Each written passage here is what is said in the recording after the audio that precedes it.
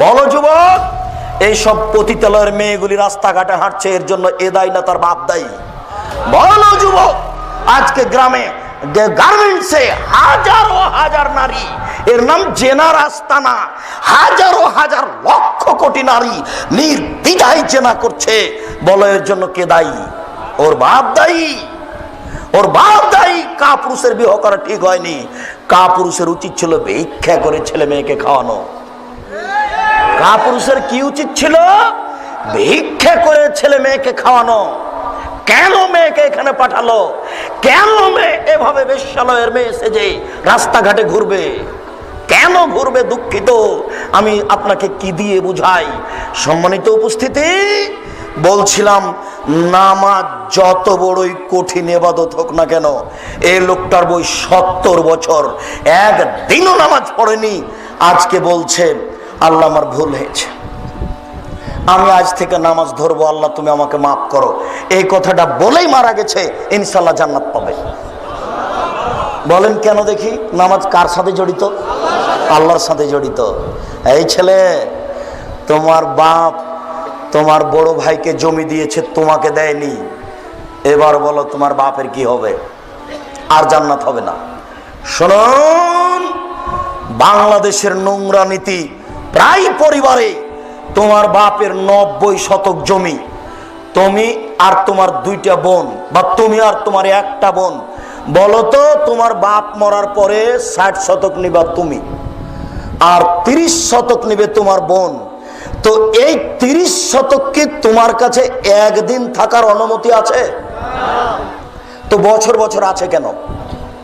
বুঝাতে পারলাম না কথা মনে হয়। আগামীকাল সন্ধ্যা হতে হতে বোনের ভাগ দিতে হবে, তারপরে কোনো কথা আছে? গাজীপুর শহরে বাপের জমি আছে, তাতে কি হবে? প্রয়োজনে ভিক্ষা করে খাবো, বোনের জমি খাবো না। আপনি বুঝতে পারছেন না। আপনাকে আমি একটা বাক্য বুঝাতে পারিনি। আল্লাহ রসুল বলেছেন, মানুষের মরণ যেভাবে মানুষকে খুঁজে, মানুষের রুজি মানুষকে সেভাবে খুঁজে। মানুষের মরণ যেভাবে মানুষকে খুঁজে, মানুষের রুজি মানুষকে সেভাবে খুঁজে। মরণ কাউকে ধরেনি, 1000 বছর থেকে পড়ে আছে। এইটা কি ঘটেছে? মরেনি এমন কোন মানুষ কি আছে? মরণ যেমন মানুষকে খুঁজে, মানুষের রুজি তেমন মানুষকে খুঁজে। পৃথিবী সৃষ্টির 50,000 বছর পূর্বে আপনার রুজি যা লেখা হয়েছে, যেদিন আপনি মায়ের পেটে 43-4 মাস, সেই দিন রুজি আবার ওটাই লেখা হয়েছে। এই ছেলে শোনো, তোমার বাপ 6 মাস হলো কিছু খায় না, শুধু ফলের রস খায়, কিছুই খায় না। বলো বেঁচে আছে কেন? শোনো, রুজি শেষ হয়ে গেছে, হায়াত বাকি আছে, এই জন্য বেঁচে আছে। কিছুই যদি না খায় তবু বেঁচে থাকবে। এবার শোনো, এই ছেলে, তোমার বাপ খালি বেশি বেশি খেতে চাচ্ছে, তোমার মা এখনই দিয়ে আসলো, আবার বলছে আমাকে ক্ষুধা লেগেছে, খেতে দাও তো। এটা কেন বলো? তোমার বাপের হায়াত শেষ হয়ে গেছে, রুজি বাকি আছে। একটা চাউল বাকি রেখে মারা যাবে না। আমি বুঝাতে পারছি না। একটা চাউল বাকি রেখে মারা যাবে না। যেই চাউল নির্ধারণ হয়েছে পৃথিবী সৃষ্টির কতদিন পূর্বে? 50,000 বছর পূর্বে। ওটা আবার রেনু করা হয়েছে কখন? মায়ের পেটে যেদিন 43-4 মাস, সেই দিন আবার লেখা হয়েছে।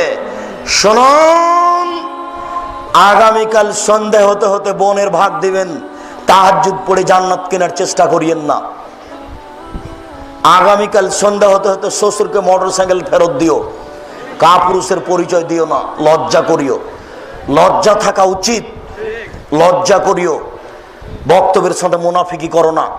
আব্দুর রাজাক সাহেব, বুঝতে পেরেছি মানুষের সাথে জড়িত পাপ সবচেয়ে জটিল, কঠিন। আল্লাহর সাথে জড়িত পাপ খুবই ক্ষমা নেওয়া সহজ। জেনা আল্লাহর সাথে জড়িত পাপ। জি, জেনা আল্লাহর সাথে জড়িত পাপ। নিরাশা হবেন না, আপনাকে আমি কয়েকটি পথ দেখাচ্ছি। এই ছেলে শোনো, আজকে যদি তুমি মোবাইলে গল্প বন্ধ করতে পারো, যত নাম্বার আছে কেটে দিতে পারো, আর যদি বলতে পারো জিন্দেগিতে আমি আর কোনোদিন কোনো মেয়ের সাথে কথা বলবো না, তোমার মায়ের নাম্বার ছাড়া আর কোনো নাম্বার থাকবে না। এখন তুমি যদি পৃথিবীর যে কোনো বিপদে পড়ো, আল্লাহ তোমাকে বাঁচিয়ে দিবে ইনশাআল্লাহ। আব্দুর রাজ্জাক সাহেব এত বড় কথা বললেন, দলিল আছে তো? তা তো অবশ্যই, দলিল ছাড়া আমি কোনো বাক্য ব্যবহার করি না। বলেন দেখি। এদিকে শোনো, তুমিও জানো। তিনজন মানুষ রাস্তায় হাঁটছিল, বুখারী মুসলিম। হাঁটতে হাঁটতে বৃষ্টি আসলো, গর্তে ঢুকে গেল। পাথর একটা উপর থেকে এসে গর্তের মুখে পড়ে গেল। বের হতে পারে না, ঠেলতেও পারে না, ধাক্কা দিতে পারে না। তিনজনের একজন বলল, আল্লাহ, আমার বাপ মাকে ভালোবাসতাম, পাথরটা সরিয়ে দেন। আচ্ছা ঠিক আছে, কিছু অংশ দিলাম। দ্বিতীয় জন বলল, আল্লাহ, আমি একটা লোককে কাজের জন্য নিয়েছিলাম, অর্ধেক দিন কাজ করে চলে গেল, আমি টাকা দিতে চাইলাম, নিল না। অনেকদিন পরে এসে বলছে টাকা দেন। আমি বললাম গরু ছাগল নিয়ে যাও, বললো মজাক করবেন না, একদিনের টাকা দেন। আমি বললাম তোমাকে মজাক করিনি, তুমি সব গরু ছাগল নিয়ে যাও। নিয়ে চলে গেল। তোমাকে সন্তুষ্ট করার জন্য যদি করে থাকি, তাহলে আজকে পাথর সরিয়ে দাও। আল্লাহ বললেন আচ্ছা ঠিক আছে, সরিয়ে দিলাম। তিনজনের তৃতীয় জন বলল, আল্লাহুম্মা ইন্না বিনতা মিন লি উহিব্বুহা কাইহুব্বু কা আসাদ্দা ইহুব্বুর রাজালান নিসা। আমার চাচার একটি মেয়ে ছিল, আমার চাচাতো বোন। আমি তাকে এত বেশি ভালোবাসতাম, পৃথিবীর মানুষ নারীকে যা ভালোবাসে তার চেয়ে লক্ষ কোটি গুণ বেশি আমি ভালোবাসতাম। আমি তার সাথে জেনা করতে চাইলাম।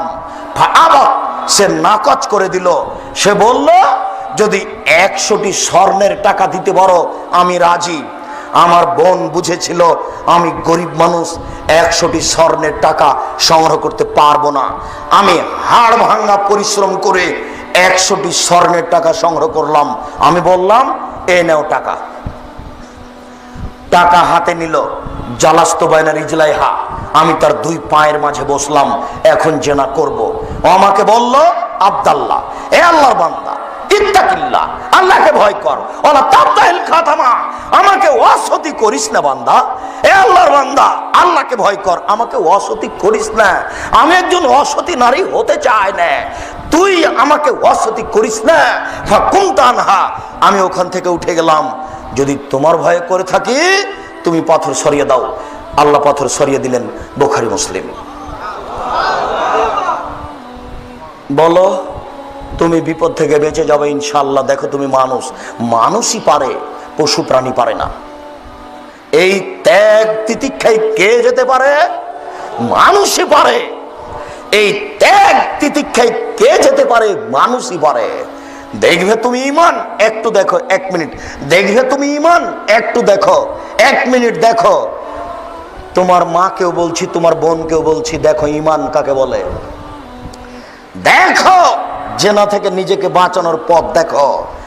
ইব্রাহিম আলাইহিস সালাম বললেন, সারা স্বৈরাচারী শাসক তোমাকে ডেকে পাঠিয়েছে, আমি রক্ষা করতে পারলাম না, তুমি স্বৈরাচারী শাসকের কাছে যাও।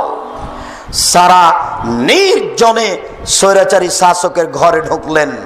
শাসক বসেছিল, ঢুকতে দাঁড়িয়েছে, গায়ে হাত লাগাবে তাই হাতটা বাড়িয়েছে। সারা বললেন, থামো, আগে ওযু হবে, 2 রাকাত সালাত হবে, তারপরে কোনো কথা। সারা ওযু করলেন, 2 রাকাত সালাত আদায় করলেন।